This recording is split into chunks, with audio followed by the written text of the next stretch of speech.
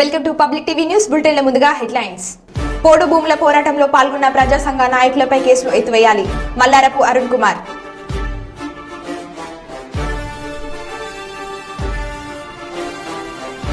సర్దార్ సర్వాయి పాపన్నగౌడ్ 314 వర్ధంతిలో పాల్గొని నివాళులు అర్పించిన మంత్రి పొన్నం ప్రభాకర్.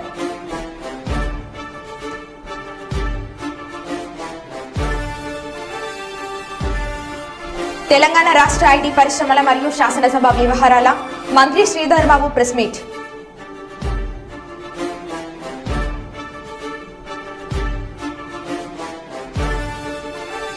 విద్యార్థులకు ఫీజు రీఎంబర్స్మెంట్స్ విడుదల చేయకపోవడం దారుణం. ఏబీవీపీ బ్లాక్ జిల్లా నాయకులు కరిగుంట్ల సన్నిగౌడ్.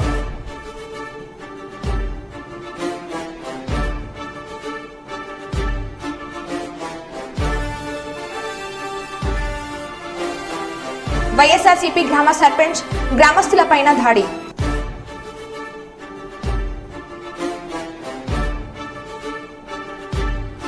మేమంతా సిద్ధం సభకు ప్రజల్లో అనూహ్య స్పందన లభిస్తుంది.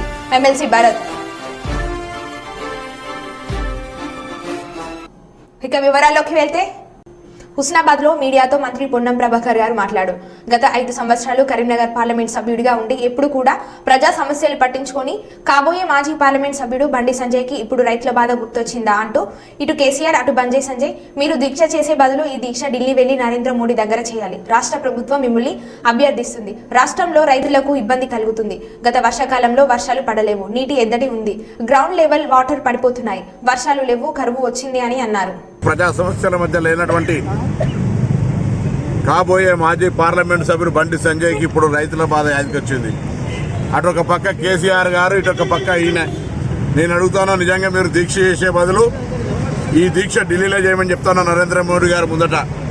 కేంద్ర ప్రభుత్వం రాష్ట్ర ప్రభుత్వం అభ్యర్థిస్తోంది మిమ్మల్ని. ఈ రాష్ట్రంలో రైతులకు ఇబ్బంది కలుగుతూ ఉంది.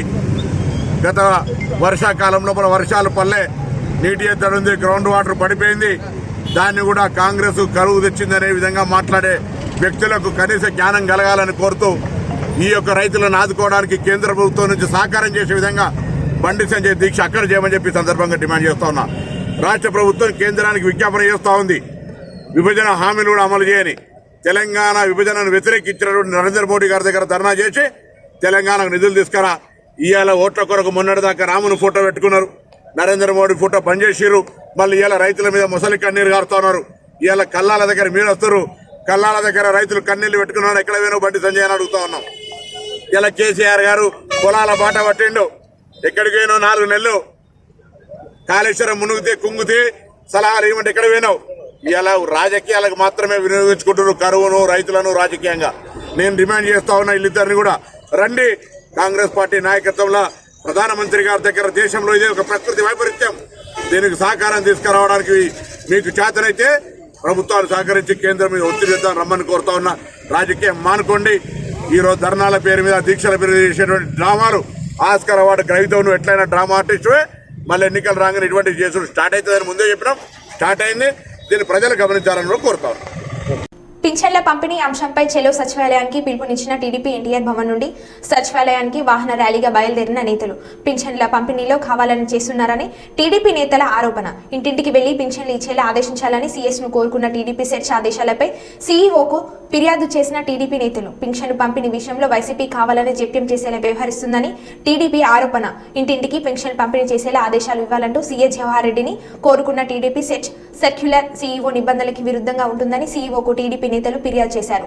మీడియాతో మాజీ నక్కా ఆనంద్ బాబు గారు మాట్లాడుతూ పింఛన్ల పంపిణీకి ప్రత్యామ్నాయ ఏర్పాట్లు చేయాలని, సచివాలయ సిబ్బంది ద్వారా 2 గంటల్లో పింఛన్లు ఇవ్వవచ్చు అని కలెక్టర్లతో మాట్లాడి నిర్ణయం చెప్తామని పీఎస్ చెప్పారు.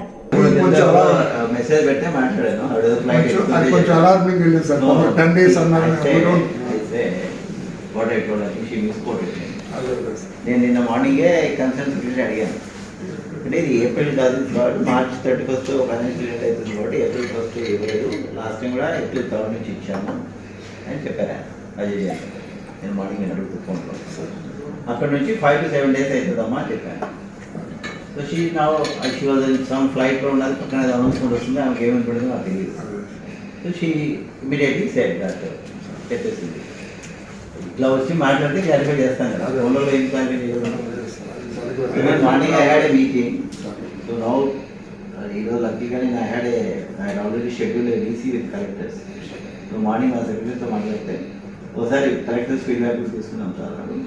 By evening will be issuing A clarity, ఎంత టైంలో చేస్తాము, ఏ అమౌంట్లో చేస్తాము.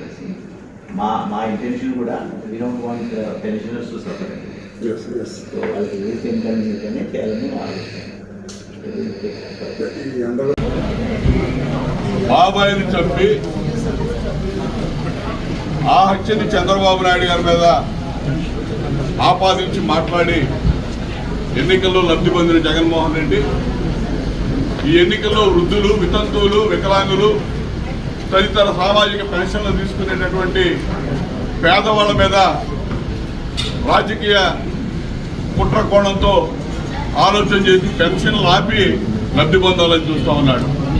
వారికి పెన్షన్లు ఆపిన విధానం చంద్రబాబు నాయుడు గారికి, తెలుగుదేశం పార్టీకి ఆపాదించే ప్రయత్నం స్వయంగా ముఖ్యమంత్రి చేస్తా ఉన్నాడు. ఎన్నికల సభల్లో ఈ రోజు కూడా మాట్లాడుతూ ఉన్నాడు, పెన్షన్లు ఈ రోజు రాకపోవడానికి కారణం చంద్రబాబు నాయుడు గారని. బుద్ధుందా అని నేను అడుగుతా ఉన్నా. ఈరోజు బ్యాంకు హాలిడే, నీ సాక్షిలో 2 రోజుల క్రితమే రాసావు 3వ తారీఖు నుంచి పెన్షన్లు ఇస్తామని చెప్పి. అసలు నీకే అధికారం ఉంది? ఎన్నికల కమిషన్ లేకపోతే ప్రభుత్వం తరఫున చీఫ్ సెక్రటరీ స్టేట్మెంట్లు ఇవ్వాలి. నువ్వు రాసేసావు ఆల్రెడీ. కానీ ఈ రోజున ఉన్నటువంటి వ్యవస్థ ఎన్నికల కమిషన్ వాలంటీర్స్ ద్వారా వద్దు, ప్రత్యామ్నాయ ఏర్పాట్లు చేయమని చెప్పి సిఎస్కి ఆదేశాలు ఇచ్చింది. ప్రత్యామ్నాయ ఏర్పాట్లు ఏ విధంగా చేయాలో కూడా సిఎస్ గారితో మేము మాట్లాడాం. ఇలా సచివాలయ వ్యవస్థ ఉంది, 15,000 సచివాలయాలు ఈ రాష్ట్రంలో ఉన్నాయి. 1,60,000 మంది ఎంప్లాయీస్ ఉన్నారు, పెన్షనర్స్ 60 లక్షల మంది ఉన్నారు. ఒక్కో వ్యక్తి ఒక్కో సచివాలయంలో పనిచేసే ఎంప్లాయీస్ వివిధ కేటగిరీల కింద 11 మంది పనిచేస్తూ ఉన్నారు. ఒక్కొక్కరికి మొత్తం కూడా బదిలీ చేస్తే పెన్షన్లు మొత్తం ఒక్కో ఎంప్లాయీకి 40 పెన్షన్లు వస్తాయి. 40 పెన్షన్లు అంటే 2-3 గంటల్లో పంపిణీ చేయొచ్చు. అటువంటిది వారం పట్టింది, 10 రోజులు పట్టింది అని చెప్పి ఈ ప్రభుత్వం తాత్సారం చేసి ఏదో ఒక విధంగా అధికారుల మీద ఒత్తిడి చేసి పెన్షన్ సకాలంలో అందకుండా సామాజిక పెన్షన్దారులు ఇబ్బంది పెట్టాలని ప్రయత్నం చేస్తా ఉంది. దానిలో మీరు గుర్తులో పడొద్దు, దయచేసి మీరు నిష్పక్షపాతంగా వ్యవహరించాలని చెప్పి మేము సిఎస్ గారి దృష్టికి తీసుకెళ్ళాం. ఆయన స్పందించాడు. ఖచ్చితంగా ఎల్లుండి నుంచి పెన్షన్లు కార్యక్రమం మొదలు పెడతామని చెప్పాడు. ఎంతవరకు చేస్తారో చూడాలి. ఇటువంటి జిమ్మిక్కులు, ఇలా ఎన్నికల విధానాలు, ఎన్నికల ఏదైతే కోడ్ అమల్లో ఉందో ఈ రోజుల్లో, మరి ఈ విధంగా ఈ ప్రభుత్వం జగన్మోహన్ రెడ్డి నాయకత్వం వైసీపీ వాళ్ళు చేస్తున్నటువంటి డ్రామాలన్నీ కూడా ఇలా కట్టి పెట్టాల్సిన అవసరం ఉంది. దానికి ప్రభుత్వ యంత్రాంగం అంతా కూడా ఇలా వాళ్ళని నిష్పక్షపాతంగా వ్యవహరించమని మేము అడిగాం. ఇవాళ సిఎస్ గారు చెప్పిన దాన్ని బట్టి వ్యవహరిస్తారని అనుకుంటా ఉన్నాం. చేయకపోతే మాత్రం ఇది ఖచ్చితంగా తెలుగుదేశం పార్టీ, జనసేన, బీజేపీ కూటమి ప్రజల్లో తీసుకెళ్తాం. పెన్షన్దారులు చైతన్యవంతం చేస్తాం. ఇలా గతంలో ఏ విధంగా చంద్రబాబు నాయుడు గారు 2,000 పెన్షన్ ఇచ్చాడో 3,000 ఇస్తానని చెప్పి ఏ విధంగా జగన్మోహన్ రెడ్డి మోసం చేశాడో, ఇప్పుడు మళ్ళా పెన్షన్దారులు ఏ విధంగా రాజకీయాలకు వాడుకుంటున్నాడో ఇవన్నీ కూడా ప్రజల్లో తీసుకెళ్తానికి మేము సిద్ధంగా ఉన్నామని చెప్పి తెలియజేస్తాం. ఖచ్చితంగా సాయంత్రం ఫైనల్ గా ఇవన్నీ మాట్లాడుతూ ఉన్నాం. ఒక డెసిషన్ తీసుకొని మళ్ళీ చెప్తానన్నాడు. మేమైతే వివరంగా చెప్పాం, ఈ విధంగా చేస్తే మీరు 40 మంది నుంచి 50 మంది లోపే ఒక్కో ఎంప్లాయీకి వస్తుంది, మీరు చిత్తశుద్ధితో వ్యవహరిస్తే 1 రోజులో పంపిణీ చేస్తామని చెప్పాం. ఆ విధంగా చర్యలు తీసుకొని సాయంత్రం మళ్ళీ ఒక మీటింగ్ అయింది. ఉదయం ఎలక్షన్ కమిషన్తో వీళ్ళతో నాకు ఒక మీటింగ్ అయింది. కలెక్టర్స్తో కూడా మాట్లాడి దీని మీద ఒక ప్రణాళిక సిద్ధం చేస్తామని చెప్పారు. అంటే ఇంటింటికి పంపిణీ చేస్తాం, వీళ్ళు ప్రాబ్లం ఏం చెప్తున్నారు? ఇంటింటికి పంపిణీ చేస్తాం, ప్రాబ్లం ఏం చెప్పాల, చేయడానికి అభ్యంతరం లేదు.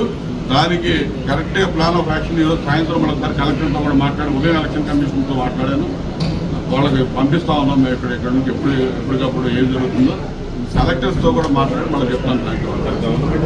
అయితే మాకైతే రాజకీయ పార్టీగా మాత్రం ఇవాళ ఉన్న కలెక్టర్. కుప్పం తెలుగుదేశం పార్టీ కార్యాలయంలో ఏర్పాటు చేసిన మీడియా సమావేశంలో మాట్లాడిన చిత్తూరు పార్లమెంట్ అధ్యక్షుడు ఎంపీటీసీపై అనుమానుషంగా దాడి చేయడం దారుణం.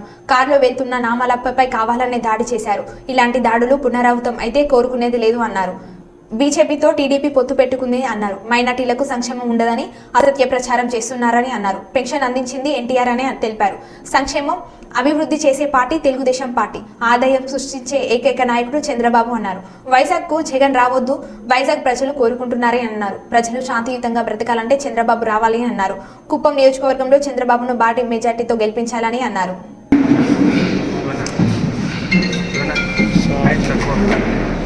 వాయినట్టు మాంసాలు వాయినట్టు వాయినట్టు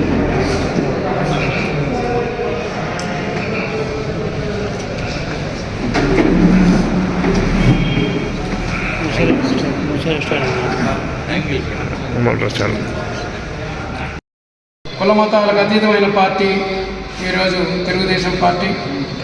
కులాలకు మతాలకు చాలా అతీతమైనది, లౌకికవాదం కలిగిన పార్టీ. బీజేపీతో ఇప్పటికీ 3 సార్లు ఒత్తిడి కూడా మైనారిటీస్ మీద కానీ ఎక్కడ కానీ మా రూలింగ్లో చంద్రబాబు నాయుడు ముఖ్యమంత్రిగా ఉన్నప్పుడు ఎవరి మీద కానీ ఎలాంటి దాడులు జరిగిన సంఘటన కానీ వాళ్ళ మీద అమానుషంగా ప్రవర్తన తీరు కానీ ఎప్పుడూ జరగలేదు. ఈ సోషల్ మీడియాలో ట్రోల్ చేస్తున్నట్టుగా బీజేపీతో పొత్తు పెట్టుకుంటాను ఏదో జరిగిపోతుంది, మైనారిటీలకు ఇబ్బంది పెట్టేస్తారని చెప్పి ట్రోల్ చేస్తున్నారు. అది నిజం కాదు. యాక్చువల్గా ఇంకా చెప్పాలంటే YSRCP party AP beverages limited తాకట్టు పెట్టి ఎలాగైతే 20 ఏళ్ళ నుంచి వచ్చే ఆదాయం మీద లోన్ తీసుకునిందో అదేవిధంగా మటన్ కార్పొరేషన్ ఒకటి ఏర్పాటు చేసి బెవరేజెస్ కార్పొరేషన్ లాగా ఆంధ్రప్రదేశ్ మటన్ కార్పొరేషన్ లాంటిది ఒకటి ఏర్పాటు చేసి దాని మీద వచ్చే ఆదాయాన్ని ప్రొజెక్ట్ చేసి దాన్ని ఒక 25 ఏళ్ళ లోన్ తీసుకోవాలనే ప్రయత్నం ఈ వైఎస్ఆర్సీపీ ప్రభుత్వం చేసింది. ప్రజలందరూ కూడా దాని మీద తిరుగుబాటు చేసి మనోభావాలు అందరూ కూడా వ్యతిరేకంగా వ్యక్తీకరిస్తే దాన్ని వెనుకడుగు వేయడం జరిగింది. కాబట్టి మైనారిటీలు అందరూ కూడా గుర్తించాలి ఈ విషయాన్ని. ఎందుకంటే ఈరోజు ఎక్కువగా వృత్తి చేసుకుంటే మైనారిటీలే కాబట్టి, మాంసం చేసుకునే మైనారిటీలే కాబట్టి వాళ్ళ వృత్తిని కూడా లాక్కొని తన సామాజిక వర్గం వాళ్ళకి తన వాళ్ళకి ఇచ్చి వాళ్ళని కొట్టగొట్ట అంటున్నాడు. అలాగే 6,700 మంది మీద ఎస్సీల మీద కేసులు పెడితే ఈ రాష్ట్రంలో తెలుగుదేశం గవర్నమెంట్లో ఏ రోజు ఇలాంటివి జరగలేదు. ఈరోజు ఒక సబ్సిడీ లోన్ లేదు. మేము చాలామంది వెహికల్ లోన్స్ అవన్నీ కూడా సబ్సిడీ మీద తీయించాం. అలాగే సబ్సిడీ లోన్స్ చాలా ఉన్నాయి బీసీలకు కానీ ఎస్సీలకు కానీ. అలాంటివి ఏది ఈరోజు ఆ ఊసే లేదు. ఈరోజు ఎవరన్నా బతకాలనుకునేవాడు ఏది ఎత్తినా నవరత్నాలు నవరంధ్రాలు ఇదే పని అయిపోయింది తప్పితే ఎవరికి అంటే డబ్బు సంపాదించడం నేర్పించమని చెప్పి చంద్రబాబు నాయుడు చెప్తున్నారు. మీరు అడుగు తినండి, మా దగ్గర పడి ఉండని వైఎస్ఆర్సీపీ మీరు కమ్ డౌన్ వచ్చేస్తే సొసైటీ నాశనం అయిపోతుంది, తద్వారా కంట్రీ నాశనం అయిపోతుంది. మీకు వెనిజులా మీరు వినే ఉంటారు. వెనిజులా కంట్రీలో సబ్సిడీలో రొట్టె కొనుక్కోవాలంటే 1000 రూపాయలు, ఒక రొట్టె ముక్క కొనుక్కోవాలంటే 1000 రూపాయలు తప్ప కుదరదు. అలాంటి పరిస్థితికి ఈ దేశాన్ని తీసుకుపోదామా? మా పార్టీ ఎప్పటి నుంచో సంక్షేమ కార్యక్రమాలు చేపడతాం. పార్టీకి పెన్షన్ ఇచ్చిందే ఎన్టీ రామారావు గారు. మొట్టమొదటి పెన్షన్ 35 రూపాయలు రామారావు గారు ఇంట్రడ్యూస్ చేశారు. అలాగే కిలో 2 రూపాయల కిలో రైస్ ప్రతి కుటుంబానికి 20 కేజీలు ఇచ్చిన ఘనత ఎన్టీ రామారావు గారు ఆ రోజున. At the same time development ఎక్కడ వదిలిపెట్టలేదు తెలుగుదేశం పార్టీ. సంక్షేమంతో పాటు అభివృద్ధితో పాటు అందరి జనాలు కూడా బాగుండాలని కోరుకున్న పార్టీ తెలుగుదేశం పార్టీ. అలా కాకుండా నేను బట్టనే నొక్కుతా ఉంటాను, నేను అప్పులు చేస్తూ ఉంటే కాదు. తండ్రి అనేవాడు అప్పు చేయడం కంటే ఆదాయం తెచ్చి కుటుంబాన్ని పోషించాలా. నేను అప్పు తెచ్చి మిమ్మల్ని పోషిస్తామని చెప్పడం కరెక్ట్ కాదు. సో ఆదాయాన్ని సృష్టించగలిగిన ఏకైక నాయకుడు ఇప్పుడున్న రాజకీయ పరిస్థితుల్లో చంద్రబాబు నాయుడు గారు మాత్రమే. వనరులను ఎలా సృష్టించవచ్చో తెలుసు ఆయన. ఈరోజు 7,500 ఎకరాలు మనకు రాజధానిలో మనకు గవర్నమెంట్కి పోగా గవర్నమెంట్తో మిగిలిన 7,500 ఎకరాలు ఉన్నాయి. 7,500 ఎకరాలు ఒక మనిషి చేస్తే ఒక క్యాపిటల్లో ఉంటే ఎంత సంపద సృష్టించవచ్చో మీరు ఆలోచించండి. అది వదిలిపెట్టేసి నేను 3 రాజధానులు పెడతాను, 3 ప్రాంతాల మధ్య రచ్చబెడతాను, ఇవన్నీ చేసి ఏర్పాటు చేసి ఈరోజు ప్రజల మధ్య చిచ్చుకోవడానికి ట్రై చేసి ఆ విధంగా కూడా రాజకీయంగా ఫెయిల్యూర్ అయిన జగన్మోహన్ రెడ్డి కూడా మాకు వద్దంటున్నారు. మీరు రావద్దండి ఇక్కడికి అంటున్నారు. ఎందుకంటే వాళ్ళకి ఫ్యాక్షన్ గొడవలు తెలియదు, ఈ భూములు లాక్కోవడం తెలియదు, అవతల ఎక్కిన అమానవీయంగా మాట్లాడడం వాళ్ళకి తెలియదు. అందువల్ల మీరెవరు ఇటువైపు రావద్దని చెప్తున్నారు. కాబట్టి ఈ రాష్ట్రం బాగుండాలన్నా, ఇలాంటి సంఘటనలు దౌర్జన్య సంఘటనలు జరగకుండా అన్నా, ప్రజలు శాంతియుతంగా బతకాలన్నా చంద్రబాబు నాయుడు గారే ముఖ్యమంత్రి కావాలా. ఈరోజు చంద్రబాబు నాయుడు రాష్ట్రానికి అత్యవసరం, చారిత్రక అవసరం చంద్రబాబు నాయుడు గారు. మీరు ఆలోచించండి, ఇలాగ జరిగితే మన సమాజం ఎటువైపు వెళ్తుంది. తిరుపతిలో ఒక ఇల్లు పెట్టుకున్నారు, 2 లేడీస్ ఉంటే వాళ్ళు తరిమేశారు. పోలీస్ స్టేషన్ కంప్లైంట్స్ తీసుకోవాలా, కలెక్టర్ పోతే కోర్టుకు పోండి అంటున్నాడు. ఎలా చేయాలి? రేపు మన ఇంటికి కూడా జరిగితే ఏంది ఆ పరిస్థితి? మనం ఎవరికి కంప్లైంట్ చేయాలా? మీ ఇల్లే పెరుక్కున్నా, నేను వచ్చి పెరుక్కున్నా, నాకు బలం ఉంది, నేను పోలీస్ స్టేషన్ మీరు కంప్లైంట్ చేయాలా? పోలీస్ స్టేషన్లో కేసు తీసుకోండి. ఏం చేస్తాం మనం? ఏం చేయగలుగుతాం చెప్పండి? ఆ పరిస్థితికి రాకుండా ఉన్నా అంటే మనం ఈ వ్యవస్థగా నడవాలంటే, వ్యవస్థలోని ఏ ఇది కూడా నిర్వీర్యం కాకుండా ఉండాలంటే పోలీస్ వ్యవస్థ కానీ జ్యుడిషియరీ కానీ ఏదైనా నిర్వీర్యం కాకుండా దేనికి వేటి పని అవి చేసుకోవాలంటే ఈరోజు చంద్రబాబు నాయుడు ముఖ్యమంత్రి కావడం అత్యధిక అవసరం. పైగా కులాల మతాలతో మా పార్టీ రాజకీయం చేయదు, ఎప్పుడు కూడా అతీతంగా లౌకికవాదంతో రాజకీయం చేస్తుంది. కాబట్టి చంద్రబాబు నాయుడు అత్యధికంగా గెలిపించాలని కోరుకున్నా ఈ కాన్స్టిట్యున్సీ జరగడం దారుణం. చంద్రబాబు నాయుడు గారి కాన్స్టిట్యున్సీలో వైకాపా వాళ్ళు ఈ విధంగా వచ్చి దౌర్జన్యం చేయడం, అర్ధరాత్రి లేచి కొట్టడం, అతని రక్తగాయాలు చేయడం చాలా దారుణం. దీన్ని మేమందరం కూడా ముక్త కంఠంతో ఖండిస్తున్నాం. Thank you. జై హింద్, జై తెలుగుదేశం. నమస్కారం. ముఖ్యంగా ఈరోజు పత్రికా సమావేశం ఏర్పాటు చేయడం ఎందుకంటే శనివారం రాత్రి శ్రీబండపల్లి ఎంపీటీసీ నామాలప్పపై శాంతిపురం మండలానికి నామాలప్పపై అమానుషమైన దాడి, అది అమానవీయమైన దాడి కూడా. యాక్చువల్గా కారులో పోతూ ఉండే వ్యక్తిని కొంతమంది గంజాయి ఈ సారాయికి లోనైన వాళ్ళు వీళ్ళందరూ కూడా కలిసి ఆయన అడ్డగించి ఆయన ఇబ్బంది పెడితే ఆయన కొట్టి రక్తగాయాలు చేసి ఆయన రక్షణ కోసం పోలీస్ స్టేషన్ పోతూ ఉంటే కూడా మళ్ళీ ఆయన వెనక్కి పిలిపించి ఆయన షర్ట్ ఇప్పించి వైఎస్ఆర్సీపీ బనీని వేసుకున్న ఆయన మీద బలవంతం చేయడం ఎంతవరకు న్యాయం ఇది? ఈ సమాజంలో ఎవరైనా ఎక్కడైనా ఒంటరిగా పోతుంటారో దొరుకుతారు అందరికి కూడా.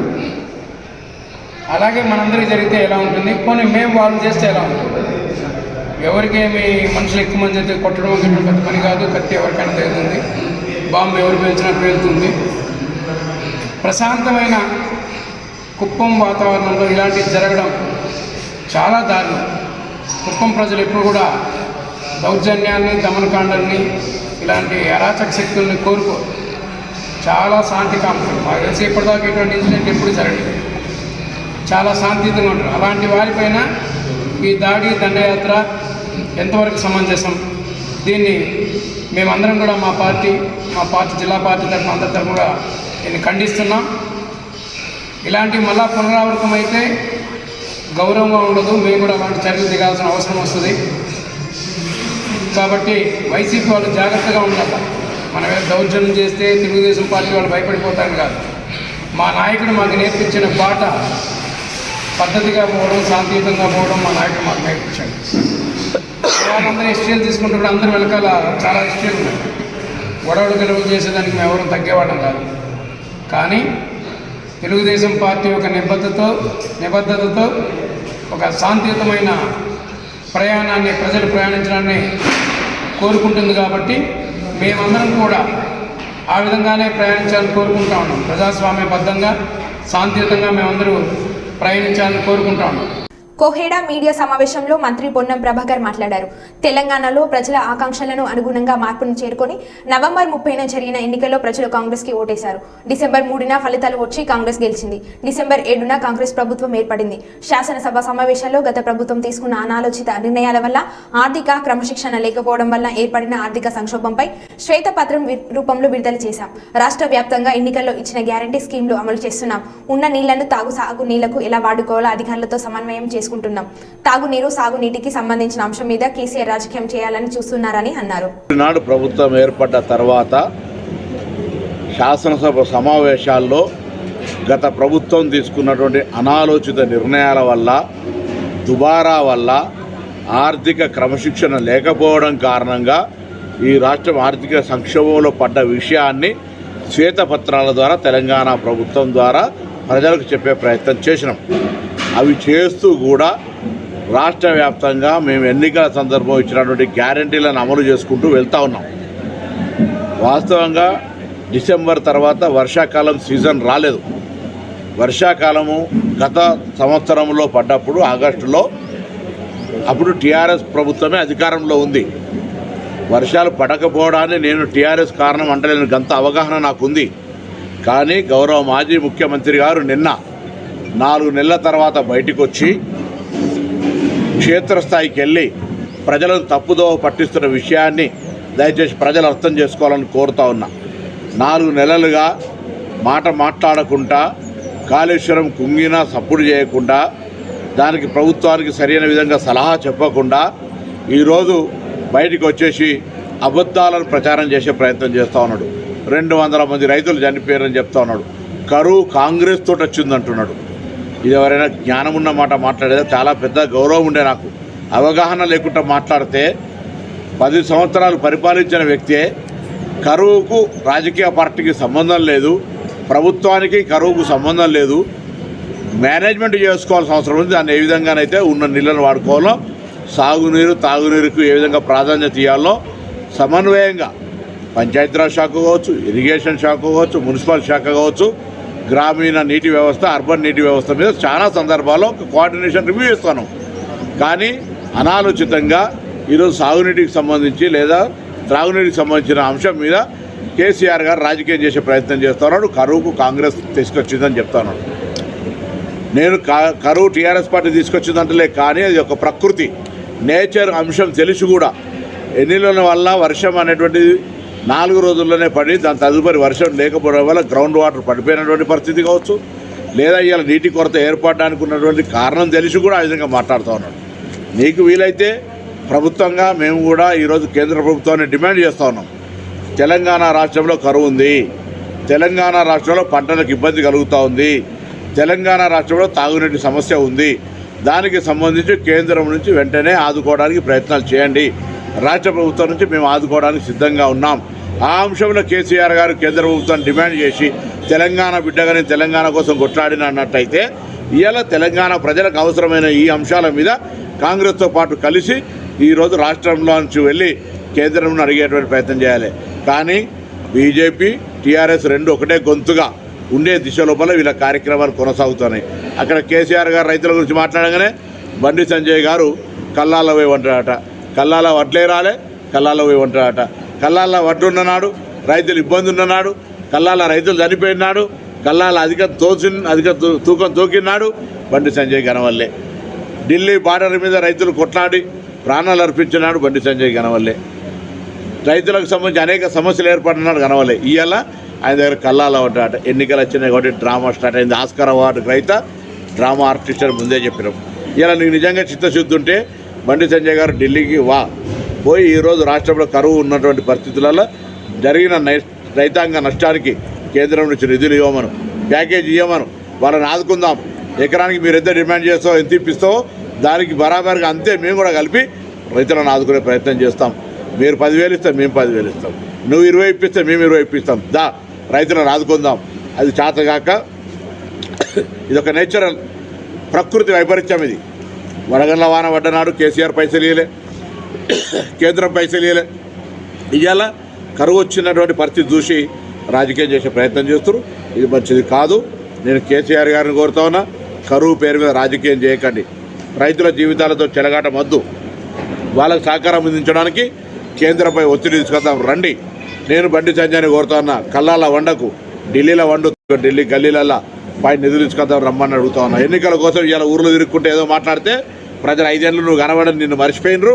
ఇవాళ మళ్ళీ దాని కొరకు ఏదో డ్రామా చేసుకొని వస్తే విశ్వసించారనే మాట సందర్భంగా తెలియజేస్తూ వెంటనే 6 గ్యారెంటీల గురించి అడుగుతున్న బండి సంజయ్ గారు, నీ 15 లక్షల రూపాయలు ఎక్కడ పోయినాయి? నీ 2 కోట్ల ఉద్యోగాలు ఎక్కడ పోయినాయి? నీ రైతుల మద్దతు ధర ఎక్కడ పోయింది? నీ రైతు వ్యతిరేక బిల్లులు వచ్చినా నువ్వు ఎక్కడున్నావు? నువ్వు ఇవాళ పెట్రోల్ డీజిల్ ధరలు పెరిగినప్పుడు ఎక్కడున్నావు? ఇవాళ మీరు మాట్లాడితే ఎట్లా? విభజన హామీలు ఏమైనా పార్లమెంట్ సభ్యుడిగా నీకు బాధ్యత లేదా? ఇవన్నీ ముందు జవాబు చెప్పినాక మమ్మల్ని అడుగు. ఇప్పటికే గ్యారెంటీలు అమలు మీద పోయి ఊర్ల మహిళలను అడగండి. ఉచితంగా బస్సు ఎక్కుతున్నారు, 500 రూపాయలకి సిలిండర్ వస్తున్నది, 200 యూనిట్ల కరెంటు వస్తున్నది, నియోజకవర్గాన్ని 3,500 ఇళ్ళు రాబోతున్నాయి, రేషన్ కార్డులు ఇవ్వబోతున్నాయి. మిగతా అన్నీ కూడా తొందరలోనే చేస్తాం. మా బాధ్యత. ప్రభుత్వంలో ఉన్నటువంటి ఆర్థిక పరిస్థితి తెలుసు. అందుకే కేంద్రంతో మంచి సంబంధాలు ఉంచుకోవాలి, ఫెడరల్ సిస్టంలో నిధులు తేవాలనే సానుకూల వాతావరణంతో ఉన్నాం. ప్రధానమంత్రి గారిని కలిసినాం. మీకు కూడా చేతనైతే బీజేపీ నాయకత్వం, తెలంగాణ రాష్ట్రంలో ఉన్న బీజేపీ వాళ్ళు కేంద్రం నుంచి ఒత్తిడి తీసుకొచ్చి రాష్ట్రంలో ఉన్నటువంటి కరువు వల్ల ఏర్పడుతున్న రైతుల ఇబ్బందికి అనుగుణంగా వాళ్ళకి నష్టపరిహారము, ప్యాకేజీ, కరువు ప్రకృతి వైపరీత్యం కింద నిధులు విడుదల చేసే ప్రయత్నం చేయండి. అంతే తప్ప రాజకీయంగా కల్లాల దగ్గర ఉండడం మానుకోమని సందర్భంగా కోరుతూ కేసీఆర్ గారు కూడా కాంగ్రెస్ కరువుందేలే, మీరు వదిలిపెట్టిన పాపానికి ఇప్పుడు జరుగుతున్నటువంటి ప్రాయచిత్తం. మీరు ప్రభుత్వంలో ఉండి గద్దె దిగినాడు పెట్టినటువంటి పాపాల మహిమ ఇదంతా. నీళ్లు వర్షం వల్లే అవి కారణం మర్చి ఏదో ప్రయత్నం చేసేటువంటి మసిగు ప్రయత్నం చేయకండి. రైతులను అధైర్యపెట్టే విధంగా వ్యవహరించవద్దు. రైతులకు అందరంగా అన్ని రాజకీయ పార్టీలు అండగా ఉందామని తెలంగాణ రాష్ట్రంలో అన్ని రాజకీయ పార్టీలకు కుప్పం వైసీపీ పార్టీ కార్యాలయంలో ఏర్పాటు చేసిన మీడియా సమావేశంలో మాట్లాడిన ఎమ్మెల్సీ భరత్, ఈ నెల 3న పూతలపట్టులో మేమంతా సిద్ధం సభ ఏర్పాటు చేశామని మీరంతా సిద్ధం సభను విజయవంతం చేయండి అని కోరాడు. కుప్పం నుండి పూతలపట్టులో జరిగే సభకు పెద్ద సంఖ్యలో హాజరు కావాలని పిలుపునిచ్చారు. మేమంతా సిద్ధం సభకు ప్రజల స్పందన లభిస్తుందని, ప్రజలు మరిన్ని సంక్షేమ పథకాలు అందజేసేందుకు బస్సు యాత్ర చేపడుతున్నారు.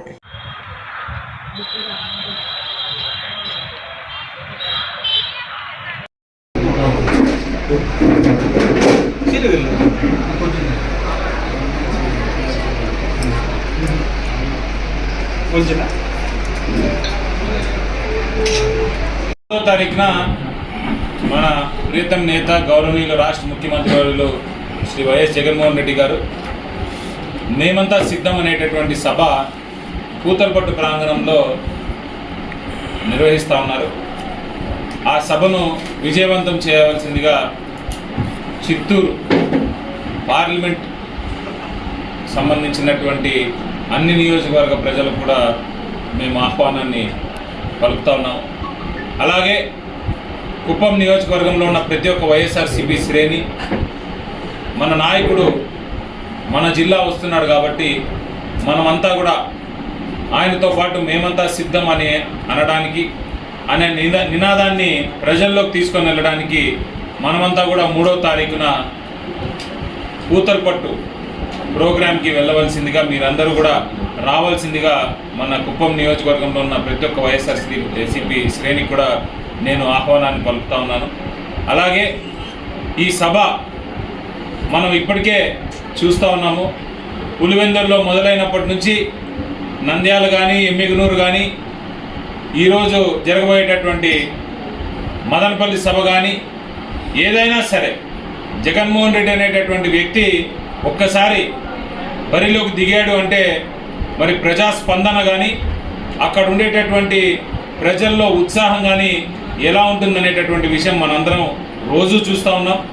చిత్తూరు కూడా సభ కూడా నాకు తెలిసి పులివెందుల సభ కంటే అద్భుతంగా జరుగుతుందనేటటువంటి సంపూర్ణ విశ్వాసంతో మేమంతా కూడా ఉన్నాము. రాబోయేటటువంటి కాలంలో ఏ రకమైనటువంటి కార్యాచరణ ఉంటుంది, ఏ రకంగా ప్రజల్ని మరింత అభివృద్ధి పదంలో నడపడానికి, సంక్షేమ పదంలో నడపడానికి మా నాయకుడు ఈ బస్ యాత్ర ద్వారా వెళ్తున్నాడు కాబట్టి ఆయనకు మరొకసారి మేమంతా ఆయన మద్దతు ఇస్తామని తెలియజేస్తూ ఈ సభ అద్భుతంగా జరగాలని కూడా నేను వేడుకుంటూ సెలవు. మరో బులెటిన్లో మళ్ళీ కలుద్దాం. Stay tune.